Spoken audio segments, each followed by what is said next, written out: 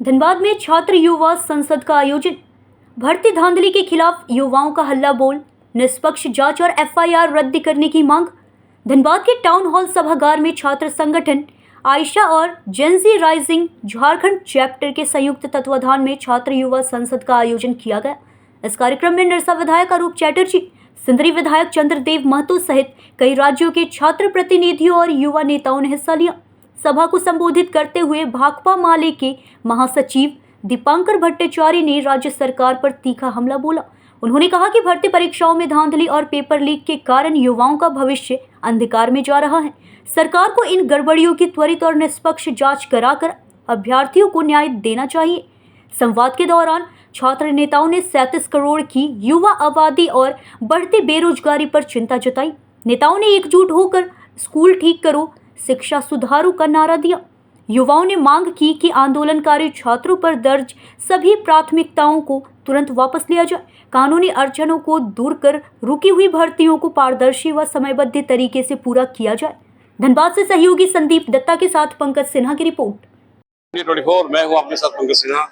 आज हम धनबाद के न्यू टाउन हॉल में मौजूद हैं और यहाँ पर हजारों की संख्या में लोग, छात्र और नौयुवक उपस्थित हुए हैं। आयशा का एक बहुत अच्छा कार्यक्रम सांसद बोल करके कुछ कार्यक्रम चल रहा है। हम बबलू से जानेंगे कि भाई आज यहाँ पे इतनी जो हजारों की संख्या में भीड़ उमड़ पड़ी है, किस बात की संकेत है और क्या कुछ कहना चाहेंगे इस कार्यक्रम के बारे में। पूरा देश भर में जो चल रहा है उसको लेकर के छात्र युवा संसद आज आयोजित था। उसी में छात्र और नौजवान आए हुए हैं। पूरे राष्ट्रीय स्तर की जो परिस्थिति है, साथ में जो झारखंड की है, इन सब चीज पर विचार विमर्श करके आगे का क्या रूपरेखा बनाया जाए, रणनीति बनाया जाए, आंदोलन संघर्ष को कैसे दिशा दिया जाए और निर्णायक ये तक पहुंचाया जाए, इन सारे चीजों को लेकर के आज आयोजन किया गया है। श्रीमान, एक बात पूछ रहे थे कि भाई छात्र हैं, युवा हैं, इनको पढ़ाई लिखाई और अपने भविष्य की चिंता होनी चाहिए, और क्या देश में ऐसी स्थिति पैदा हो गई है कि इन्हें राजनीति में कदम रखना पड़ेगा, ये अपने हक की लड़ाई लड़ेंगे? चूंकि छात्र का जो समस्या है वो समस्या राजनीति से ही जनित है जी, और व्यवस्था से ही संबंधित है, तो राजनीति से परे तो नहीं है। लेकिन समाधान कौन दिशा वाले कर सकते हैं, कैसे समाधान हो सकता है, इसके संबंध में छात्रों को सोचना चाहिए, वो विचार करना चाहिए। तो क्या आज की यहाँ की जो युवा संसद संवाद चल रहा है, ये मतलब कि एक बहुत बड़े क्रांति की आगाज मानी जाए? नहीं, बहुत बड़ा क्रांति नहीं कह सकते, लेकिन ऐसा नहीं है कि धनबाद या झारखंड पूरा देश का नेतृत्व दे सकेगा। लेकिन जो परिस्थिति है उस परिस्थिति में हम लोग यहाँ कुछ करके दिखा दे, एक नमूना की तरह पेश कर सके, तो हमको लगता है कि दूसरे जगहों के छात्र भी इससे प्रेरित होंगे। चलिए, बहुत अच्छी बात है। तो सिंदरी विधायक चंद्रदेव महतो जी ने अपनी मतलब कि ये राय रख दी। अब देखना होगा कि क्या होता है आगे, क्योंकि आज यहाँ पे हजारों की संख्या में युवाओं की भीड़ और विद्यार्थियों का जो युवा संसद संवाद चल रहा है, ये कहीं ना कहीं बहुत प्रभावशाली होने वाला है। हमारे साथ हैं आज यहाँ छात्र युवा संसद संवाद में मतलब कि पधारे थे, और क्या आज यहाँ पर एक बात पूछना होगा कि भाई हजारों की संख्या में युवा और विद्यार्थी जो यहाँ पर भाग ले रहे हैं, ये क्या एक पूरे देश में मतलब कि क्रांति का आगाज माना जाए? देखिए, आज जेन जेड की जो राइजिंग के बारे में छात्र युवा संसद हो रही है धनबाद टाउन हॉल में, तो इसमें खास करके दीपांकर जी, दानिश अली जो JNU का हमारे जॉइंट सेक्रेटरी है, ये तमाम लोग यहाँ पर, और इसको छोड़कर भी बिहार एवं तमाम जगहों से हमारे आयशा संगठन के साथी लोग आए हुए, और जो परीक्षा में पेपर लीक का मामला हो या नौकरी जिस तरीके से बेचा जा रहा है, ये तमाम चीजें जो है, चाहे वो बिहार में पटना में BPSC के हो या यहाँ JPSC का हो या पूरे देश भर में जो हो रही है, ये तमाम चीजों के खिलाफ ये सम्मेलन है। आप देख रहे होंगे जो ढेर सारे नवयुवक जो है, बच्चे लोग यहाँ पर आए हैं और भविष्य में एक बड़ी आंदोलन की तैयारी। अरुण, यहाँ पर एक बात आती है कि भाई युवा जो है, विद्यार्थी जिनको अपने भविष्य की चिंता होनी चाहिए, और भविष्य को संवारने का पूरा समय बिताना चाहिए, व्यतीत करना चाहिए। आज वो मतलब कि इस बैनर के माध्यम से मतलब कि राजनीति में मतलब कि आ रहे हैं, क्या ये कितना उनके हक में अच्छा होगा? देखिए, आप कॉलेज में स्टूडेंट्स यूनियन होती है जी, तो स्वाभाविक बात है, मैट्रिक के बाद से ही बच्चे जो है पॉलिटिकल ये में आती है, कलर्स में। तो ऐसा कोई बात नहीं है, अगर ऐसा पॉलिटिकल बैनर तले ये तमाम चीजें कर रही है तो बुरा नहीं करिए, छात्र के हित में, नवयुवकों के हित में हो। एक last question sir, Akhil Bharatiya विश्व विद्यार्थी परिषद भी है और ये ऐसा जो कि जेएनयू से मतलब कि लोग यहाँ पे आए हुए हैं, ये वो जेएनयू है जहाँ पे भारत तेरे टुकड़े होंगे, इंशाअल्लाह इंशाअल्लाह, और अफजल हम सब जिंदा हैं, तेरे कातिल जिंदा है, ऐसे ऐसे नारे लगाए जाते थे। तो ये आपका भाकपा माले फिर इसको सपोर्ट कर रहा है, क्या कुछ कहना चाहेंगे? नहीं, देखिए, कहीं भी मामला भारत के टुकड़े होंगे बोल के ये सब आयशा वाले लोग ये फैला रहे हैं, और अफजल गुरु या तमाम चीजों का मामला ये दूसरे है। हम लोग का खास करके स्टूडेंट्स की जो यूनियन है, हम लोग जो आरएसएस की रंगदारी है, इस आयशा की जो एबीवीपी की जो रंगदारी आप देख रहे होंगे जादवपुर यूनिवर्सिटी में ढुककर कैसे मारपीट की, इसके खिलाफ। अनिश जी हैं जो जेएनयू से आई हैं, आज यहाँ पर शिष्य क्या था, छात्र युवा संसद को मतलब कि सभा में देखा कि हजारों की भीड़ की संख्या में युवाओं की थी, विद्यार्थियों की। सबसे पहले स्वागत है मैडम आपका हमारे न्यूज चैनल पे। आप बताइए कि क्या समस्या है और किन बातों को लेकर के पहल कर रही थी आज? देखिए, झारखंड में हमने देखा कि पिछले महीने किस तरीके का लंबा 26 दिन का आंदोलन चलता है। तमाम सवाल सरकार से लोग पूछते हैं, यहाँ के छात्र उठाते हैं उन सवालों को, और सवाल इस बात का होता है कि लगातार किस तरीके से शिक्षा के क्षेत्र में भ्रष्टाचार किया जा रहा है, भ्रष्टाचार बढ़ाया जा रहा है। तमाम परीक्षाओं में, चाहे बीपीएससी की परीक्षा हो, बीएसएससी की परीक्षा हो, ये तमाम परीक्षाओं में धांधली होती है। तो अलग अलग कैंपसेस में आप जाके देखेंगे तो छात्र और नौजवान कई मुद्दों से परेशान है। इंफ्रास्ट्रक्चर की फॉलिंग का इशू है, किस तरीके से जर्जर स्थिति में उनके कैंपसेस को रखा गया है। फंड कट किया जा रहा है हमारे सरकारी स्कूलों का, सरकारी कॉलेजेस का, फी हाइक कर दिया जा रहा है हर जगह, और ये तमाम चीजें हो रही हैं। सेशन लेट यहाँ पे किस तरीके से झारखंड के छात्र उससे भी परेशान है। तो ये तमाम सवालों पे साथ में आकर उस पे संवाद हो, उस पे बातचीत हो, तमाम छात्र और नौजवान ये तय करें साथ में आकर कि कैसे इन लड़ाइयों को आगे लेकर जाना है। क्योंकि हमने देखा कि एक बड़ा आंदोलन हो गया जहां पे सरकार ने हमारी मांगों को माना भी, लेकिन उसके बाद अभी हमने देखा कि किस तरीके से हाई कोर्ट से एक स्टे ऑर्डर लगा दिया जाता है। तो झारखंड के छात्र जानते हैं कि लड़ाई अभी खत्म नहीं हुई है, ये लड़ाई लंबी चलने वाली लड़ाई है, और ये लड़ाई हम तब तक लड़ते रहेंगे जब तक झारखंड का एक एक छात्र बेहतर शिक्षा तक नहीं पहुंच पाता, बेहतर रोजगार का सपना देख नहीं पाता। हाँ, बिल्कुल अच्छी बात है मैडम। छात्रों के पास समय बहुत कम होता है, वो अपने कैरियर को बहुत ज्यादा मतलब कंसंट्रेट करते हैं।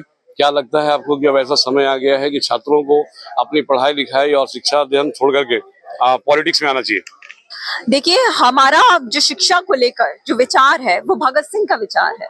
भगत सिंह कहा करते थे कि छात्र होने का मतलब सिर्फ ये नहीं है कि आप एक कॉलेज में जाएं, वहां की डिग्री ले लें और सरकारी नौकरी करने के सपने देखने लग जाएं और अपना दिमाग पूरी तरह से बंद कर लें। एक छात्र होना, एक नागरिक होने की सबसे बड़ी जिम्मेदारी है कि हम अपने समय के सामाजिक सवालों पे एक विचार डेवलप करें, उस बारे में सोचें, किस तरीके से उन सामाजिक समस्याओं से निपटा जाए उस बारे में भी हम सोचें। तो हम छात्र होना इसी बात को मानते हैं, और जो हमारा नारा बहुत समय से रहा है कि लड़ो पढ़ाई करने को और पढ़ो समाज बदलने को। तो पढ़ाई का मकसद सिर्फ ये ना हो कि आप नौकरी पालेंगे, पढ़ाई का मकसद ये भी हो कि कैसे एक बेहतर हिंदुस्तान बनेगा, कैसे एक बेहतर समाज बनेगा, कैसे एक ऐसा देश बनेगा जहां पर हर बच्चा, चाहे वो कितने ही गरीब तबके से आता हो, कितने ही पिछड़े तबके से क्यों ना आता हो, एक बेहतर, सस्ती और अच्छी शिक्षा का सपना देख सके। बिल्कुल, बहुत अच्छी नारा है आपकी मैडम। लेकिन आप जेएनयू से आती हैं, जेएनयू में ये भी नारा लगता है कि भारत तेरे टुकड़े होंगे, इंशाअल्लाह इंशाअल्लाह, अफजल हम शर्मिंदा हैं, तेरे कातिल जिंदा हैं। तो उसके बारे में क्या बोलना चाहेंगे? देखिए, मैं यही बोलना चाहूंगी कि सरकार ने लगातार जिस तरीके से तमाम आंदोलनों को खत्म किया है, ये हमने बहुत रिसेंटली देखा। जंतर मंतर पे किस तरीके के नैरेटिव फैलाए गए कि वहां जो आंदोलन चल रहा है लोग सीरियस नहीं है, बिरयानी बस खाने पहुंच रहे हैं। जब झारखंड में आंदोलन चल रहा था तब भी इस तरह के नैरेटिव फैलाए गए कि जो छात्र वहां मौजूद है वो छात्र ही नहीं है, दहशतगर्दों की बी टीम, शिक्षा मंत्री हमें कह देते हैं। तो ये तमाम नैरेटिव हमने आज के समय में भी देखे, जेएनयू में पिछले कई साल से देख रहे हैं, और ये नैरेटिव मुझे लगता है हिंदुस्तान के एक एक व्यक्ति को समझना चाहिए कि ये नैरेटिव इसलिए चलाए जाते हैं ताकि जो भी लोग इस देश में सवाल पूछने की हिम्मत रख रहे हैं, जो भी लोग सरकार को क्वेश्चन करने की हिम्मत रख रहे हैं, उनकी आवाजों को दबा दिया जाए, उनको किसी तरह से देश का दुश्मन करार दे दिया जाए, कभी देशद्रोही करार दे दिया जाता है। और रही बात जिन नारों की आपने बात की, मुझे लगता है कि इंकलाब जिंदाबाद का नारा सबसे ज्यादा जेएनयू में लगाया जाता है, उस बारे में बात नहीं की जाती। और जिन नारों को बार बार बोला जाता है कि चाहे वो अफजल का नारा क्यों ना हो, चाहे देश की बर्बादी का नारा क्यों ना हो, ये नारे आप देखिए कि पूरी तरीके से गोदी मीडिया का फैलाया गया एक नैरेटिव था। आज भी जिन लोगों पे ये इल्जाम है कि उन्होंने ये नारे लगाए, आज तक उनके केस की सुनवाई तक नहीं हुई, उन केसेस में किसी व्यक्ति को सजा नहीं दी गई। तो ये पूरा एक झूठा नैरेटिव है और ये झूठ की राजनीति, ये हिंसा और नफरत की राजनीति, वो आपस में दुश्मन लोगों को बना देने की राजनीति को अब इस देश का युवा और इस देश का नौजवान अब समझ चुका है। ये नैरेटिव अब इस देश का युवा बर्दाश्त नहीं करने वाला। और हम यही कहेंगे कि आप चाहे कितना ही हमें दुश्मन करार दें, कितना ही हमें देशद्रोही होने का टैग दें, लेकिन इस देश के छात्र और नौजवान, वो जेएनयू के छात्र क्यों ना हो, बिहार के छात्र क्यों ना हो, झारखंड के छात्र क्यों ना हो, ये तमाम छात्र साथ में आकर इस देश को बचाने की लड़ाई लड़ रहे हैं, हिंदुस्तान को बेहतर बनाने की लड़ाई लड़ रहे हैं। चलिए, बहुत बहुत धन्यवाद। सभी विद्यार्थी मतलब कि देश को बचाने की लड़ाई लड़ रहे हैं। माले के केंद्रीय महासचिव हमारे साथ मौजूद हैं। आज यहाँ पे धनबाद के न्यू टाउन हॉल में पधारे थे। हजारों की संख्या में विद्यार्थियों ने यहाँ पर एक सांसद युवा संवाद भी किया और हम आपसे पूछना चाहेंगे कि क्या ये एक बहुत बड़े क्रांति की आगाज है? देखिए, बड़े आंदोलन पूरे देश में अभी इस समय चल रहा है जी। इसको मैं कहता हूँ कि एक युवा उभार है पूरे देश में और उसमें अलग अलग चरण है। तो एक चरण जंतर मंतर में पूरा हुआ, एक चरण जयपाल सिंह मुंडा स्टेडियम में पूरा हुआ, अब उसके बाद अगले चरण की तैयारी है। और जो सरकार की नीति है इस समय देश में, स्कूल बंद करो, शिक्षा बिगाड़ो, और उसके जवाब में छात्र नौजवानों ने नारा दिया है स्कूल ठीक करो, शिक्षा सुधारो। और इसी नारे के साथ झारखंड में अब ये आंदोलन आगे बढ़ेगा। बहुत अच्छी बात कही आपने। लेकिन सर, यहाँ पर एक सवाल ये आता है कि क्या छात्र जिनको पढ़ लिख करके अपना कैरियर देखना चाहिए, अपना फ्यूचर बनाना चाहिए, क्या नौबत और हालात इतने खराब हो गए हैं कि उन्हें अब राजनीति में आनी पड़ेगी? बिल्कुल, छात्र नौजवान तो यही कह रहे हैं कि इस समय कि इस देश में जो सरकार की नीति है शिक्षा को लेकर, रोजगार को लेकर के, वो इस कदर शिक्षा विरोधी, रोजगार विरोधी और युवा विरोधी नीति है कि छात्रों के सामने आंदोलन के सिवा और कोई रास्ता नहीं है। और इसीलिए हमें लगता है कि छात्र नौजवान अगर आंदोलन कर रहे हैं, ये देश के लिए बहुत सुखद संकेत है। अगर स्कूल के बच्चे अगर उस स्कूल का हिसाब ले रहे हैं कि हमारे स्कूल में मिड डे मील में ठीक से भोजन क्यों नहीं है, पीने का पानी क्यों नहीं है, शौचालय क्यों नहीं है, टीचर क्यों नहीं है, मैं तो समझता हूँ कि इससे ज्यादा इतने जागरूक नागरिक के रूप में खड़े हो रहे हैं बच्चे, तो ये देश के लिए बहुत अच्छी बात है। सर, एक लास्ट सवाल। आपके पूरे वक्तव्य को मैंने ध्यान से सुना, जिसमें कि आरएसएस, भाजपा और मोदी, ये तीन बिंदु पर ही मतलब कि आपके आक्रामक तेवर रहे। क्या 2014 के पहले सब कुछ ठीक था? ऐसा बिल्कुल नहीं कहता। 2014 से पहले भी ठीक नहीं था, लेकिन 14 के बाद जो स्थिति जिस तरह से बिगड़ी है, तो लोग ये कह रहे हैं कि ये गिरावट जो है ये बिल्कुल देश में हमें बर्बादी के कगार में जा रहे हैं। तो बर्बादी के कगार से तो देश को बिल्कुल बचाना होगा। जो स्थिति आप बता रहे हैं सर, बहुत चिंतनीय है। उसको सुधारने के लिए और क्या कुछ प्रयास किए जाने चाहिए? ये जो आंदोलन हो रहा है, ये अपने आप में मैं समझता हूँ कि ये बड़ा प्रयास है। इस आंदोलनों के दबाव में देश में नीति बदले, क्योंकि जो नीति है निजीकरण की नीति है, हर चीज को महंगाई बढ़ाने की नीति है कि देश के तमाम संपदा, जैसे झारखंड को हक मिलना चाहिए खनिज संपदा पर सेस लगाने का, अब वो झारखंड का अधिकार को छीन करके पूरे देश के तमाम संपदा जो संपदा है, संसाधन है, वो सब मुट्ठी भर पूंजीपतियों के हवाले करने का, ये नीति को बदलना होगा देश में। और नीति बदलने की कोई भी कोशिश मैं समझता हूँ कि जरूरी है और बिल्कुल इस देश के लिए एकमात्र रास्ता है। चलिए, बहुत बहुत धन्यवाद। सहयोगी संदीप के साथ पंकज सिन्हा, न्यूज़ इंडिया 24।